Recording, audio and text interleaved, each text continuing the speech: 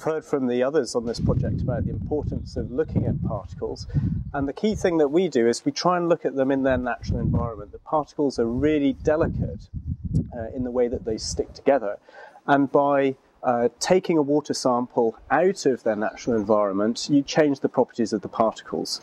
So the key thing that we try and do is we try and look at the particles in an undisturbed state as possible. In particular, we take what are called inline holograms. So that means that we have a laser over this side of the system. So each camera has got an equivalent laser system in these yellow housings, and they send collimated light, so that's light that's parallel to the direction of propagation, through the sample volume, which is in this acrylic tube here, and the laser light then shines straight into the appropriate camera. The standard magnification system, so that's the system down at the bottom, has got a native resolution of about 4 microns. So it can see particles which are about 15 microns in size. That's the smallest size, ranging anywhere up to several millimeters in size. That captures sort of sand grains that might be carried in the water down to the larger plankton that are floating around.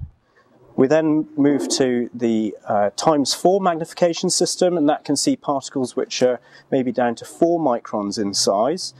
So we're now getting down to large clay-like particles.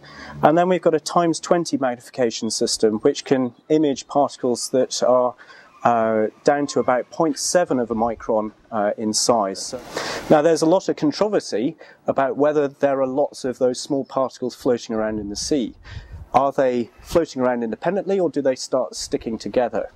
And to prove that we're able to actually image those very smallest of particles, we take first images of the water on its own, and then we've got this system on the front, which is an injector system.